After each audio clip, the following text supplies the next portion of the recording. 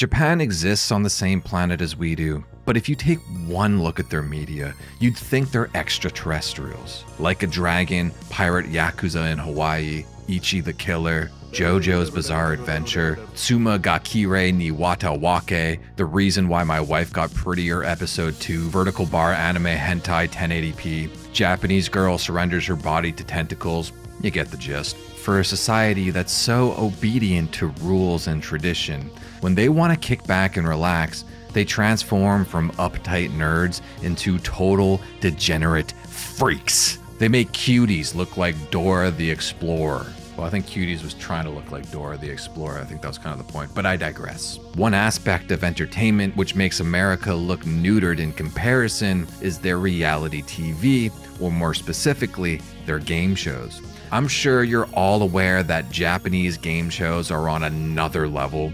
For example, one of my top 10 favorite YouTube videos of all time is Crazy Japanese Game Wall of Boxes, where two teams sit upon a wall built by these cardboard cubes and have to pick numbers off of a board at random. Each number is associated with some Final Fantasy summon-like attack, which takes place on your portion of the wall. Some do surprisingly little to no damage, and others can strike a fatal blow. Either way, it makes me giggle. Many people's introduction to the genre was the poorly dubbed Most Extreme Elimination Challenge on Spike TV in the 2000s. Remember, science is fun!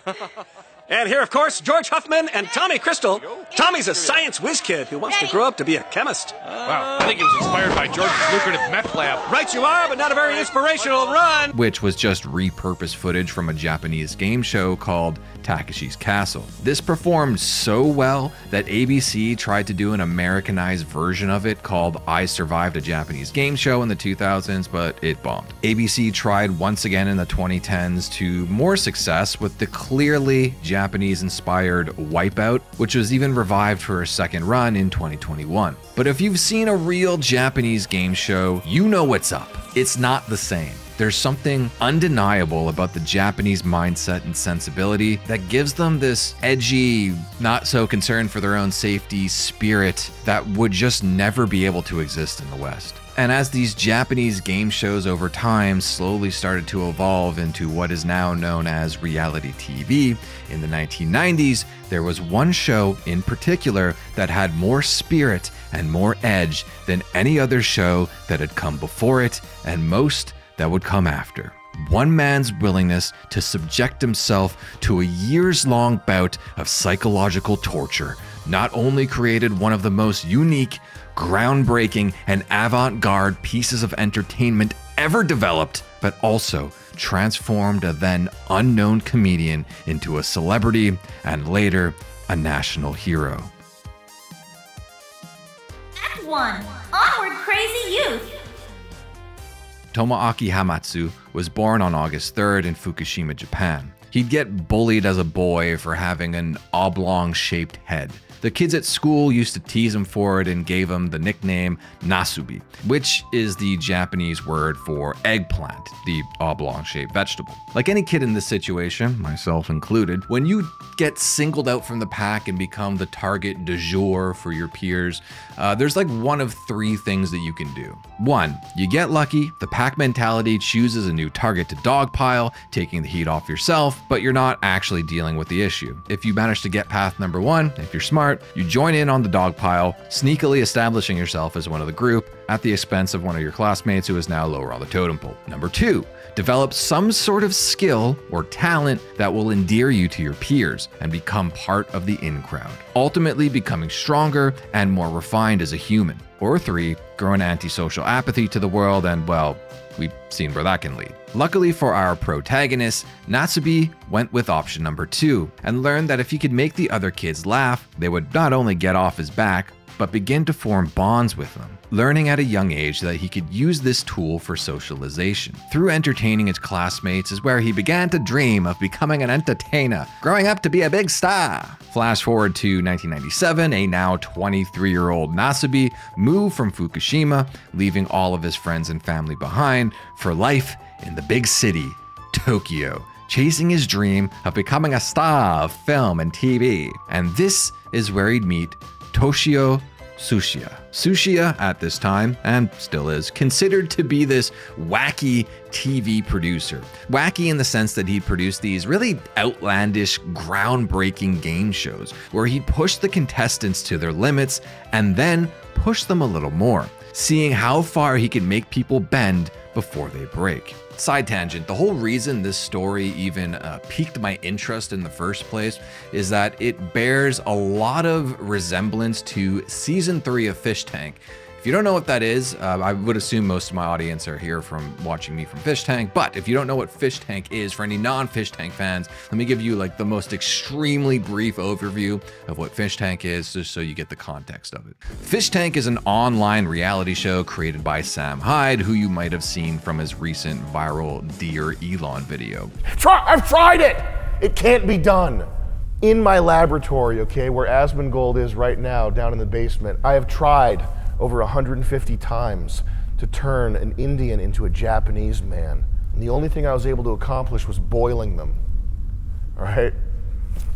The show streams on the internet 24/7 inside of a house, and locked inside are contestants who are oblivious to the concept of the show or who Sam Hyde is and his style of comedy. And if you're wondering what my relationship to Fish Tank is, I cover the show on my YouTube channel. Each of the seasons lasts a 6-week period, and I do daily recaps. Inside of this Fish Tank house, this game show house, there's a bunch of cameras and speakers set up in every single room, and you, as a viewer, at any time of day, can jump from one room to another, because if you remember, it's streaming 24/7. Seeing what's going on, and also you're able to pay money to send messages which play over those loudspeakers I just mentioned to either encourage your favorite contestant, or as they're called, fish, or be mean to them, which 80% of the time is the latter. John, you do know that God doesn't let retards into heaven, right? You'll be riding the short bus on the highway to hell.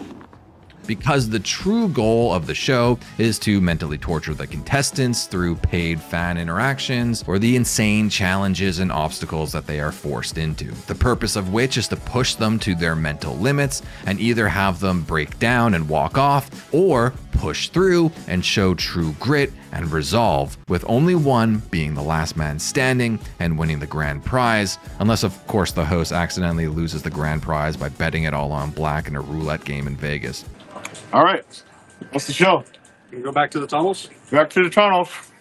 It is very funny, and if you've never seen it, I would highly recommend you watch it next season, whenever that starts. Tsuchiya, at the time, was doing many things Fish Tank is doing now, but on 90s Japanese TV, of course. I touched on this during the intro, so let me expand upon it a little. Japan, when it comes to game shows, are on a completely different level compared to the West. And at the time, there was a trend amongst this type of content where they would take normal people and place them into intense, prank-like situations, which led to moments that were honest, hilarious, and real. I think this is mostly because Japanese and American culture are so different. In America, you can basically sue for anything, and it's very much like a individualistic culture. How can I better things for me and my family?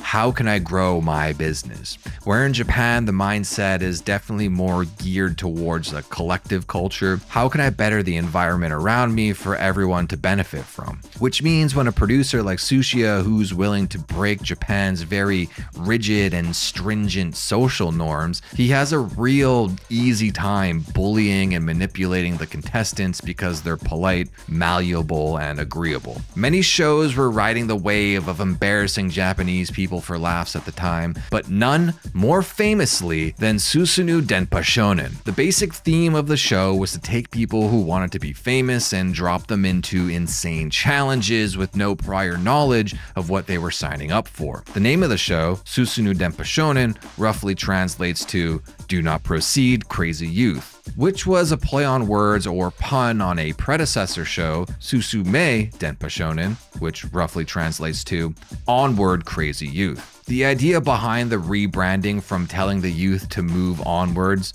to warning them not to proceed was Tsuchiya's vision of taking the predecessor's formula and making the challenges more sadistic and torturous. The show would be cancelled after about 4 years on air after the government began shutting down these torture-themed TV shows. Just so you get an idea of how far the show went, one of the challenges, called Desert Island Escape, saw 2 contestants blindfolded and then stranded landed on a deserted island. Once they arrived, they were told they needed to build a raft and paddle back to Tokyo if they wanted to go home. It took 4 months. Another was Vertical Africa-Europe Continental Hitchhike, I love these translations, where 2 contestants had to hitchhike from South Africa to Norway. One of the contestants collapsed in the Sahara Desert from dehydration and had to be airlifted to a hospital. I could go on, but I'm sure you get the theme.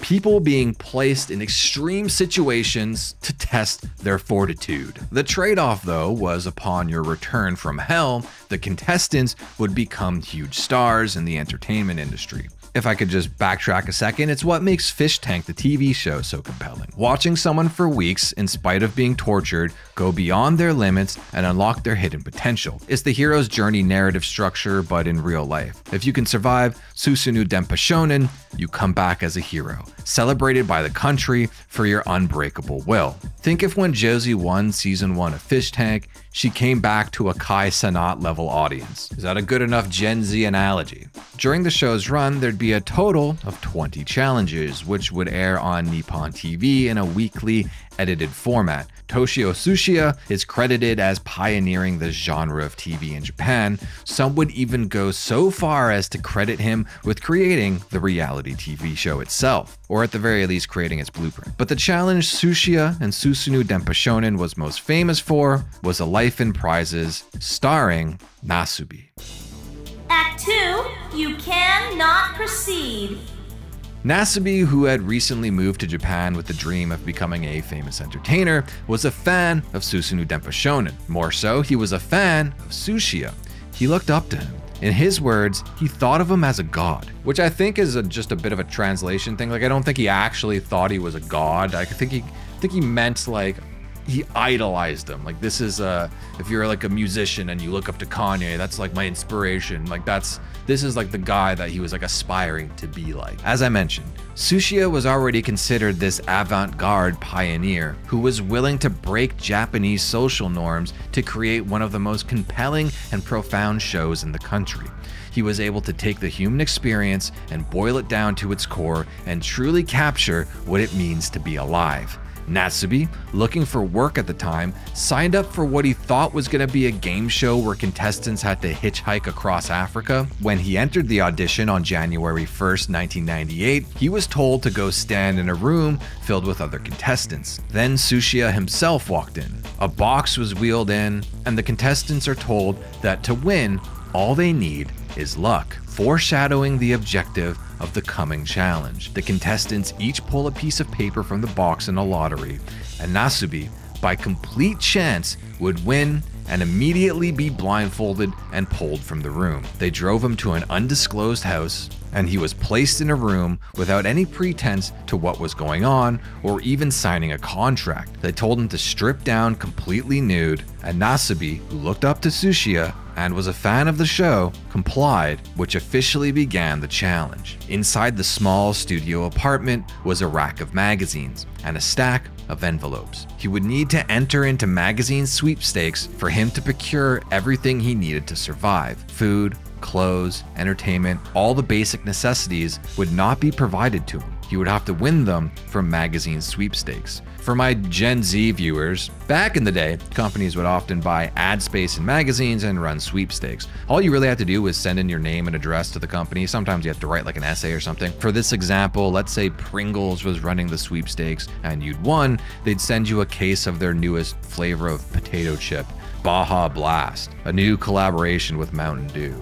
Mountain Dew broke up with Doritos in this analogy because Doritos cheated on them with Dr. Pepper. But I digress. It's a way to build brand loyalty by giving out free samples of their new product to a select few customers. It's a win-win. So if Nasubi wanted pants, for instance, he had to find a magazine that actually had a sweepstake for pants, enter it, win, and then wait for them to be delivered before he could wear pants. His ultimate goal, which he had to achieve before being allowed to leave the apartment, was the total value for all of the prizes he'd win over time had to equal at least 1 million yen, which when you account for inflation in today's yen is about 1,320,000 yen, and if you convert that into USD, it's around $8,300, which doesn't seem like a lot on paper, but keep in mind, that if you win like a 3-pack of Cheetos flavored macaroni and cheese, that's only worth like $8, 1/1000th of your end goal. Just like Fish Tank, he had 2 cameras in the room, but instead of being live streamed as this was in the 1990s, the challenges would be edited down into a weekly format. These would air in 8 to 10 minute segments in front of a live studio audience, with some wacky Japanese ladies having fun with green screen technology being interspersed throughout. I'm just gonna be straight with you because I actually wanted to include this. Those wacky Japanese ladies, the footage for them is very sparse because the show was archived somewhere online. Like, you can't legally watch the show anywhere, but the show had been archived on archive.org. So I did manage to grab every like moment of it and watch the entirety of his experience on the show. But it's only him in the house. They cut out all the audience part, so no more wacky green screen ladies here going forward, but they are like a staple of this thing. Interestingly, Nasubi was told that the show probably wouldn't even air because he was naked, and you know how Japan is about blurring nudity. So during the entire filming of the show, not only did Nasubi have little to no contact with the outside world, he also had no idea that the show was even live. Very Fish Tank-like. Try to keep this in mind as the show progresses. Another little game for the Fish Tank fans. The whole premise of this show is about getting famous, very similar to Act 1 of Season 3 of Fish Tank. The difference between this and the famous house ruse of Act 1 of Season 3 of Fish Tank was Nasubi was told that there was no chance that this would even air, which kind of defeats the purpose of the show for him, meaning he was actually just doing this entire experience for the love of the game, I guess. Outside of the seat cushion he'd occasionally use to self-censor, the rack of magazines that production would sneak in while he was sleeping and restock, some postcards to write on, envelopes to mail them, he was given a few more items in his inventory. Well, a ballpoint pen, I should have mentioned that. A shower, though shampoo and soap had to be one. A radio, which he could use to enter sweepstakes at radio stations. A telephone, which could call out, but it was for emergencies only. A small gas stove, and that's it, like no pots and pans or anything. A sink, and a small table to write on, and that's it. Literally nothing else. That guy lied. Obviously, he needed a little food, and so until he would start winning food from the sweepstakes, production would sneak in and drop off little care packages, but from all accounts, all he was given was a very small amount of crackers to eat. Production would also take that time to change the tapes and the cameras, and then return to their production room, which was actually just the apartment beside his. The show would censor his genitals with an eggplant emoji, way before it became a Gunnar hieroglyph, and that's pretty much it. Production would leave, he'd basically have no contact with the outside world, or even production for that matter, and the show begins. He'd spend his early days on the show toiling away, submitting to hundreds of prizes within the first 2 months. Nasubi is a pretty wiry guy to begin with, and since crackers were his only source of sustenance, he really began to deteriorate physically. Whatever muscle mass he did have just completely withered away. Another item he was given, I don't know if I mentioned this one actually, was a diary. Sections from his diary would be read on air. They're used as like his inner monologue narrating events that happen on the show. As he was on a social quarantine, his interactions with people were extremely sparse. He would, though, occasionally have human contact, such as he got a call from a telemarketer one day who spent 30 minutes on the phone with him. Even though he couldn't purchase anything since he didn't have any money, he was yearning for that social interaction. He'd also get food from a delivery guy one day who had gotten the wrong address. I can't prove this, but I do believe both interactions were staged by production to make content out of what was going on, because essentially nothing happened for the first 2 months. Susunu Denpa Shonen did have a history of faking bits in the past. In fairness, so does every reality show. But again, there's no way for me to confirm this, so just a hunch for now. Nasubi won his first prize on day 17, and that day he got a double delivery.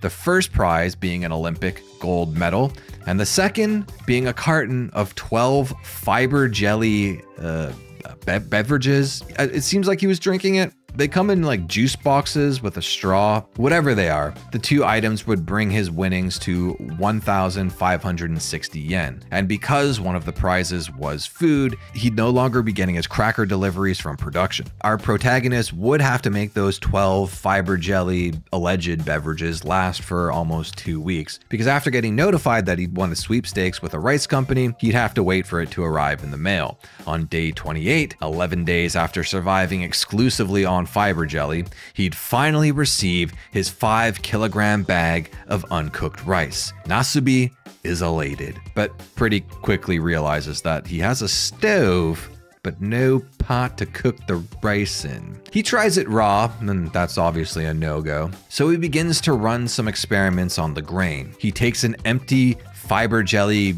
container juice box thingy and puts the rice in it and some hot water and leaves it overnight. It doesn't taste good at all. So next, he tries putting some rice in the same empty fiber jelly carton with hot water and then places it close to the flame on the gas stove. 3 hours later, Nasubi successfully finds a way to cook his 5-kilogram bag of rice, even using the straws from the fiber jelly as makeshift chopsticks, ensuring that he will not starve to death. Also, a member of production mentions in a 2024 Hulu documentary called The Contestant that if he hadn't won the rice when he did, they were probably going to shut down the show due to health concerns because Nasubi was dropping body fat rapidly. Keep in mind, he's now been locked in a fairly small one-room apartment for over a month without sunlight, minimal human interaction, little to no exercise, and being completely malnourished. Imagine how physically and mentally exhausted he must have been. And that's not even mentioning the emotional toll. These conditions are not that far off from solitary confinement at like a medium security prison. Despite that, Nasubi pushed on, determined to achieve his goal of reaching 1 million yen as we hit month 3 in March of 1998. Nasubi began figuring out how and what to apply for, winning body soap for the shower, a can of spaghetti sauce with no way to open it, sake, a folding bicycle, though he only used it once before it kind of fades into the background of discarded prizes. He'd use the empty can of sake as his new makeshift rice pot. The show calls it sake, it might have been beer though. He'd win a box of natto, which is like a fermented soybean that's served at breakfast over rice in Japan. I would also like to take this time to point out his little victory dances he'd do every time he'd win a prize. They're very funny and endearing, with this natto one being one of my favorites for sure. He'd actually win more food, like some sort of salmon snack, so he actually started acquiring like meal options at this point. He'd also win some fresh strawberries, omugi beef, which is like a high-end cut of steak in Japan, though the actual meat is Australian. Nasubi would also win a pair of panties, which didn't really fit him, so he couldn't wear them, unfortunately. And spoilers, this would be also one of, I think, 3 clothing items he won, so he's naked for the rest of the series. Nasubi's relationship with production was almost non-existent, as they were explicitly told not to interact with him. When they needed to enter the apartment to change the tapes on the cameras, which they do daily, they chose to do it at times when he was asleep. So realistically, the only socializing he could do was the brief moments when the mailman came to the door to drop off a package. Needless to say, Nasubi began falling into a deep depression. This was never really addressed on camera though during the show. I mean, fair enough, it would kind of ruin the vibe if you know what I mean. But Nasubi detailed the darkness that was consuming him in his diaries, which would be collected and packaged and sold to the Japanese public without his knowledge. Unfortunately, it looks like they were never translated into English because I would have loved to read them and share some passages, but Nasubi has spoken about how the isolation affected him in interviews, his 2024 Hulu documentary, and a Reddit AMA.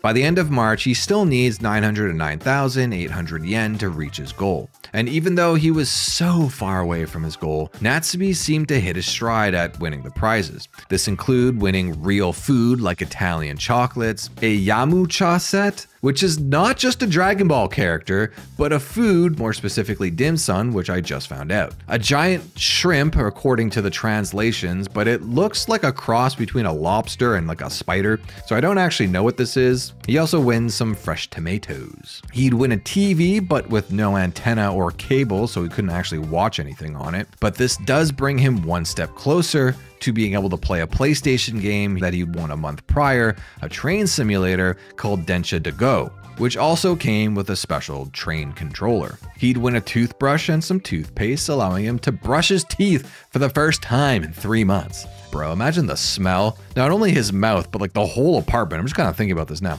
He's been naked and alone for months. No teeth brushing. I'm assuming very little showering. I don't know how long that soapy one lasted, let's be honest here. He's eating live crab monsters, fiber jelly juice, and mostly cooked rice. His musk must have been crazy. Like, diet plays a huge part in what you smell like. If you do eat only Mickey D's, you will smell like a slop hog to other people. For Nasubi, I can't even fathom the odor seeping through his pores. A doctor stopped by for a physical and said that everything was fine, which I don't buy at all. He had to have been deficient in all the essential vitamins at this point. Like, he hasn't even seen sunlight. Where's his vitamin D levels at? This doctor sucks. He'd get his second article of clothing, a pair of dress shoes. Unlike the woman's panties, I'm not sure why I made those genders. Panties are just, they're for women. The shoes actually did fit him, but he decided not to wear them because he didn't see the point in only wearing shoes. It would be a little silly. Continuing his absurd diet, he won a bunch of wet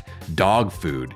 He wasn't a fan. And then a bunch of dry dog food. He thought it was pretty good. By the end of June, 6 months into the experience, he didn't even know he was being broadcast. He managed to whittle his total down to 550,550 yen remaining. Speaking of not knowing it was broadcast, I guess now is a time to talk about the show and its audience. Over the course of 6 months, Nasubi's segment on Susunu Denpa Shonen became one of, if not the most watched TV show in Japan. At his peak, he was averaging 30 million viewers. For context, in case if you don't have a point of reference for TV ratings, one of the most viewed TV shows of all time was Seinfeld, which at its peak averaged over 32 million viewers in its 9th and final season. The most popular American reality show is American Idol, whose most viewed season, season 5, averaged 31 million viewers.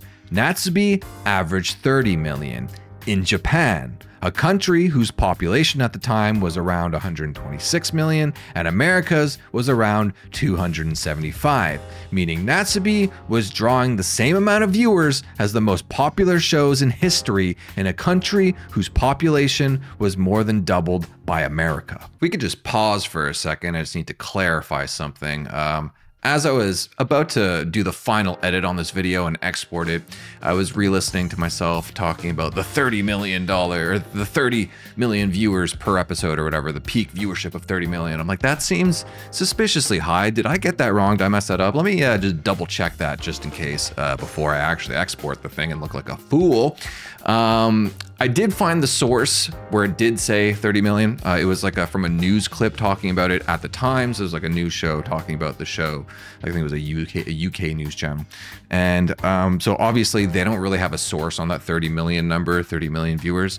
I did find a lot of articles that said it had an average viewership of 17 million, places like The Guardian, for example, let's say. But that's not peak viewership, that's average viewer per episode. So there is a realm of possibility where that 30 million peak viewership number is still true. At the very least, it would average every week 17 million viewers, which is quite a bit. If you want an American equivalent, Game of Thrones season 8, which was the highest viewed season, had an average of 11.99 million US viewers. So 17 is smaller than 30, but 17 still big. 30 might also be true. Back to the video. On day 155, a few days into the month of June, Tsuchiya and production snuck into Natsubi's room at night and woke him up. He would confront the man he thought of as God for the first time since day 1 back in January. Nasubi assumed he surpassed his goal of 1 million yen, to which Tsuchiya replied,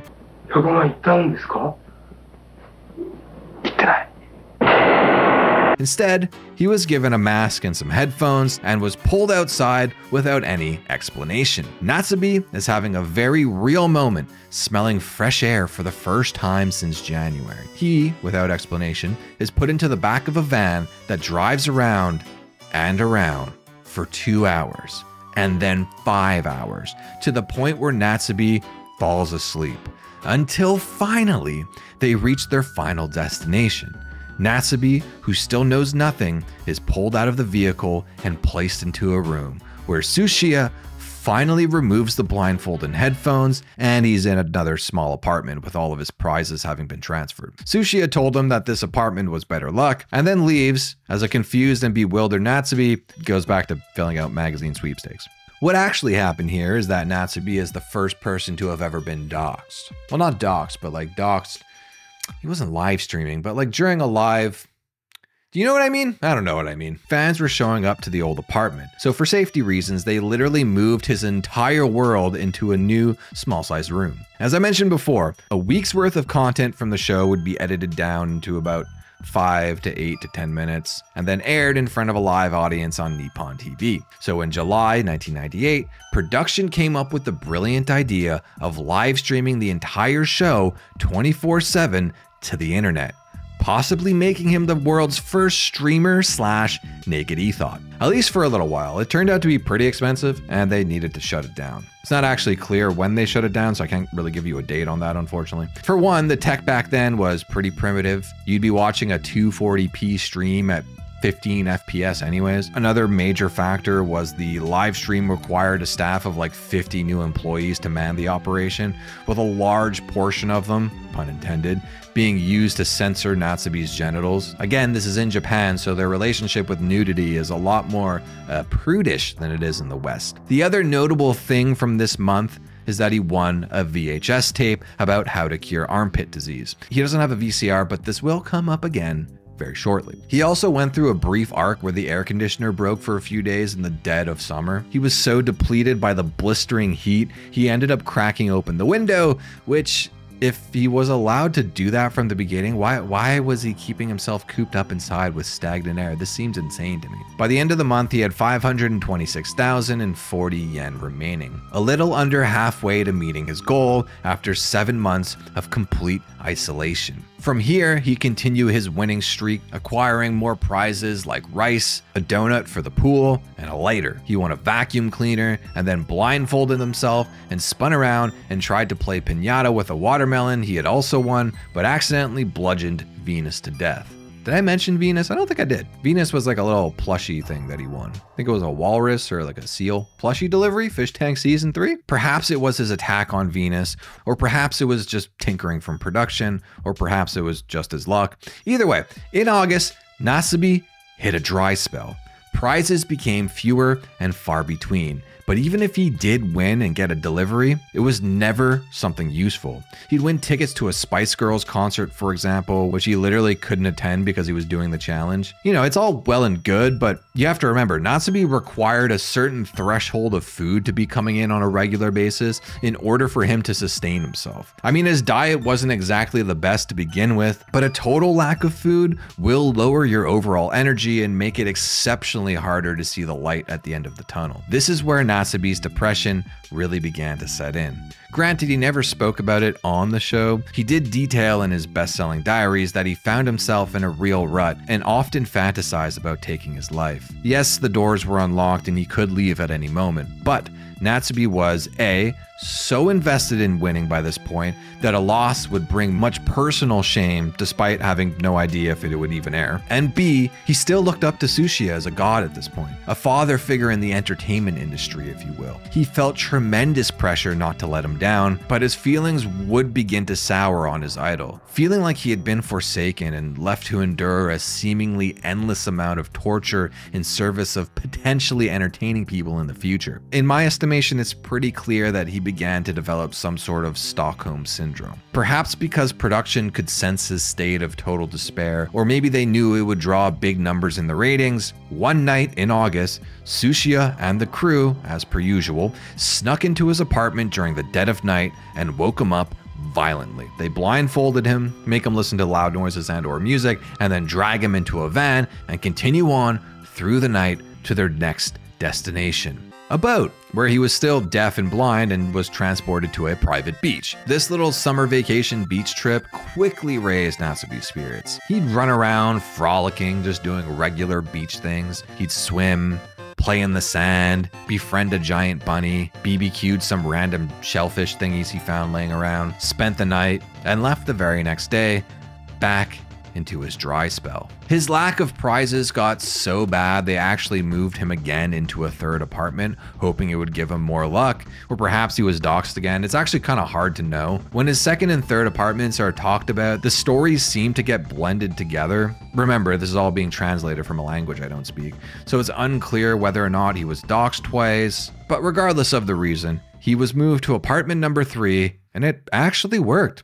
He'd finally start receiving some edible prizes, the first of which being potato chips. He also won a VCR, which means he can finally watch his VHS tape on how to cure armpit disease. This tape would also mark the first time he's seen a woman in 10 months. By the end of October, he had 318,126 yen remaining from his final goal. His hair was so long, he began tying it up, giving him that iconic look we all know him for. He won toilet paper. Yes, for the first time in over 10 months, he was able to use toilet paper. It's moments like these when he wins something that is like such a standard household item that I remember that he was really given nothing but crackers, essentially. I don't know if he was given a bidet or something. I mean, this is Japan. But going 10 months without TP is like a human rights violation. Prison, at the very least, has a 1-ply. Nasubi has been basically living like a H-1B visa recipient for the last 10 months. Crazy. He then finally completes his gamer arc by winning a PlayStation 1. If you recall, 8 months ago, he got a train simulator called Densha to Go with a special controller, and 6 months ago, he won a TV. Now completing the feedback loop, he sits in front of his TV and plays video games for 3 days straight, having little to no sleep and not mailing out any magazine sweepstakes. He realizes, like Jesus, he had been dead and zombified for 3 days and it was time to resurrect, putting a self-imposed ban on all video games going forward so he could focus on winning the competition, but then immediately decides the ban's only going to start tomorrow. The rest of the month, he wins a couple of stakes, which is the second time in almost 11 months that he's actually eaten meat.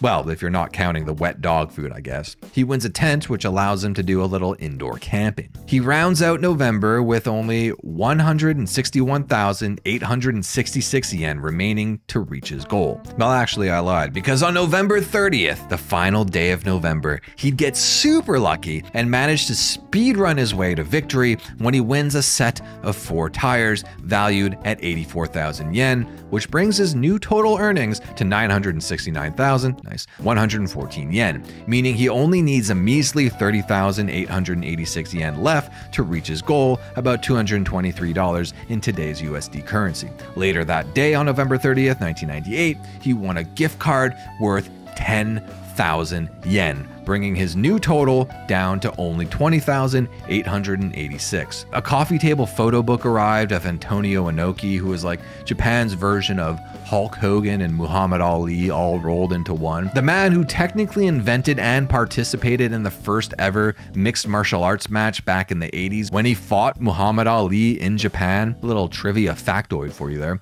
The book's value, another 10,000 yen, bringing his new goal down to just 10,886 yen. He then gets some golf balls valued at 4,800 yen, giving him a new goal of 6,086 yen. Then a pan worth 5,000 yen, bringing his goal down to 1,086. Then some rice seasoning with a street value of 500 yen, giving him a final goal of 586 yen. And finally, the last prize, unbeknownst to him, it turned out to be, serendipitously, the first real item that helped him survive: a bag of rice valued at 750 yen, bringing his total earnings to 1,164 yen after spending 333 days, mostly trapped inside, naked, with little to no entertainment, little to no human interaction.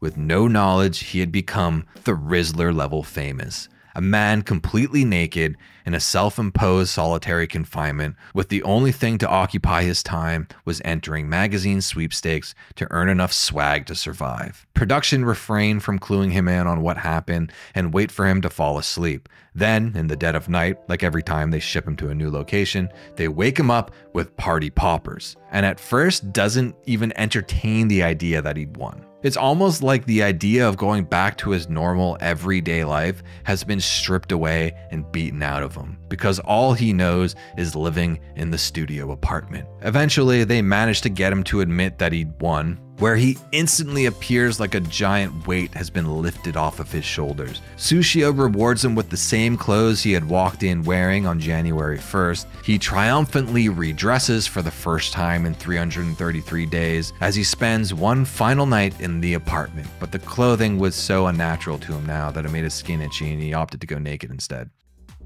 Act 3, congratulations for reaching the goal. Now, if you've made it this far, please, please, please do not skip to Asmongold reacts to TikTok being sold to Saudi Arabia. My favorite Nasubi moment is still to come.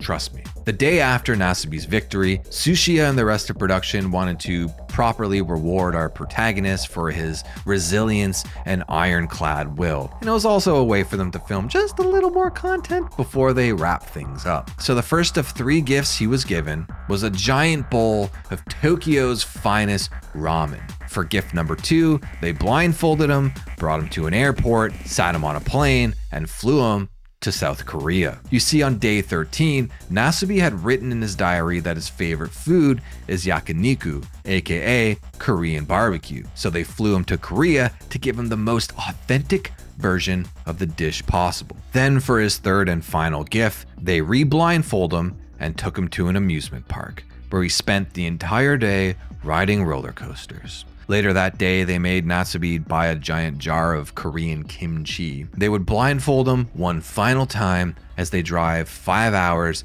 to his final destination. A new room with magazines and a table and postcards and a pen and envelopes. Tsuchiya asked him to strip down naked as he's about to enter A Life in Prizes 2.0. A quick aside for Fish Tank fans, if you've been paying attention, Nasubi basically went to Shitty Town as a brief reprieve for all the torture he was enduring, then was kidnapped and driven to Vegas, and then had to restart the entire show as 2.0. Thematically, yes, there's a lot of major differences between A Life in Prizes and Fish Tank Season 3, but they do have a lot of the same plot points, which is interesting. I mean, A Life in Prizes is basically an elongated cell challenge, let's be honest here. Perhaps this is the Season 0 that Bert had learned about. In the show, Nasubi is seen reluctantly agreeing almost immediately, stripping down to nothing and going back to flipping through magazines and licking envelopes. What actually happened, though, off camera, was Nasubi flat out said no. He had just spent 333 days in near complete isolation. By this point, his mental state was shot. He had done serious damage to himself. That much time spent in isolation sent him spiraling into a deep depression, considering many times throughout the past 333 days of taking his own life. This is like a dog that's been used and abused by his master, being forced to fight other dogs for his master's entertainment, who finally is fighting back. But Tsuchiya, the ultimate opportunist, knowing that if he just kept pressuring Nasubi, he'd be able to make some really good content at the cost of his talent's sanity. Tsuchiya told the rest of production to leave the room. To this day, no one knows what he said or how he was able to convince the visibly upset Nasubi to continue, but after 3 hours of negotiations, Nasubi agreed, kicking off A Life in Prizes Korea. The moment Tsuchiya left the room, his bond with Nasubi would eternally be shattered. The man our protagonist once viewed as a god had now become the devil, the overseer of his own personal hell. On December the 3rd, 1998, day 337, his new challenge would begin.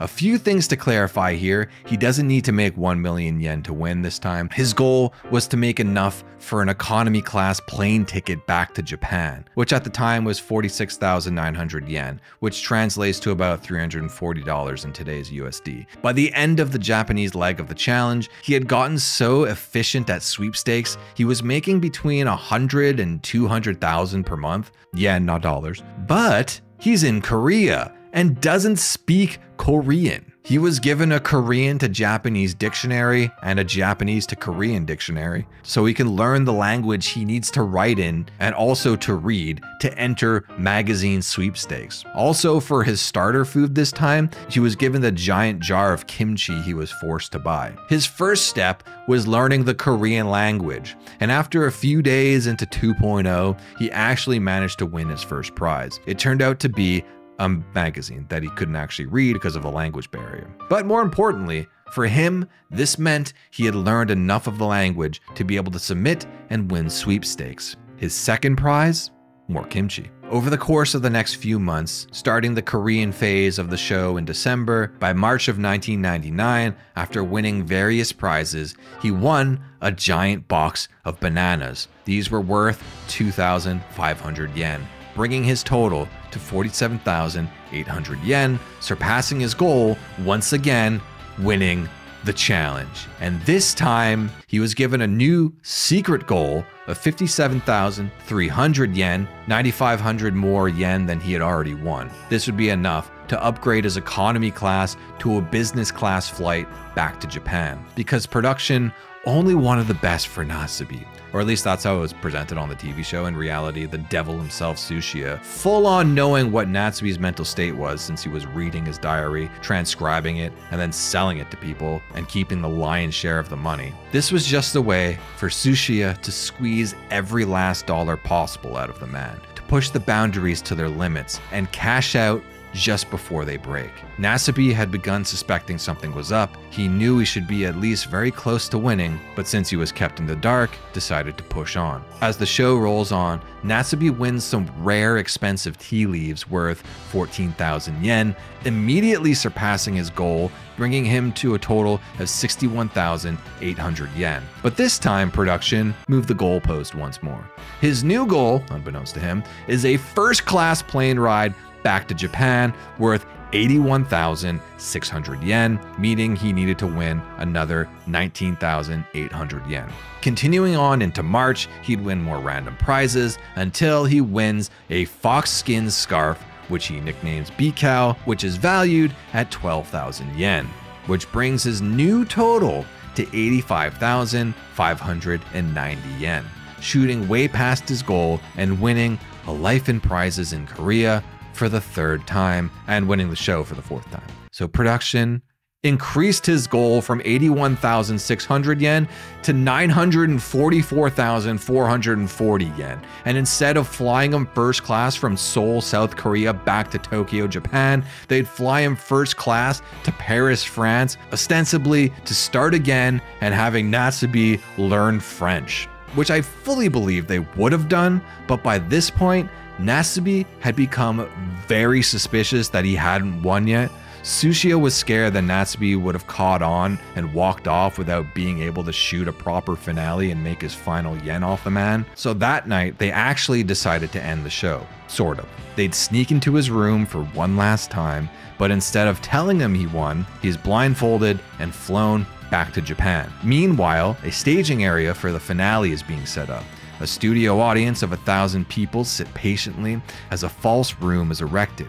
I'm sure you can put two and two together here, but the audience is instructed to remain silent as Nasubi is gaslit one final time.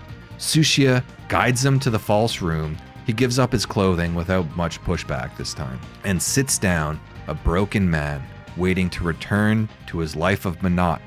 But then a secret countdown clock begins, and as it hits 0, the walls drop and Nasubi is confronted for the first time with his adoring fans. After spending 433 days alone and dying inside, Nasubi was so emotionally scarred from being gaslit by Sushiya that he didn't think the victory was real. He was confused, fully expecting some sort of sinister plot twist. The hosts of the show join him and try to convince him that he actually won the show.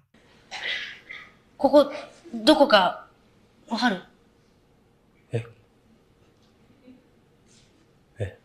今どこわかる？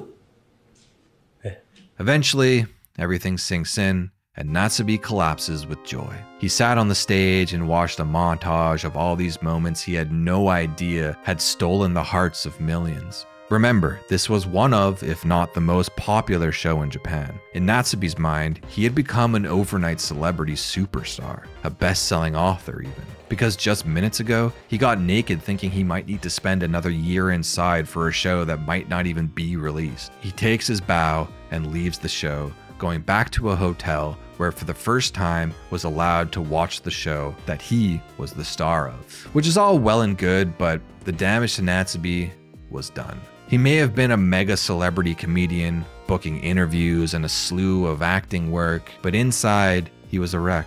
As I mentioned before, he had to relearn how to wear clothes, how to talk to people, how to look at people. He had to remember how to make human connections. The ultimate goal of winning a life in prizes was for him to be a famous entertainer, but at what cost? To quote the man himself, "All I gained from a life of prizes was a skill to survive a life of prizes." But in a happy ending, Nasubi didn't just lay down and wallow in his sorrow.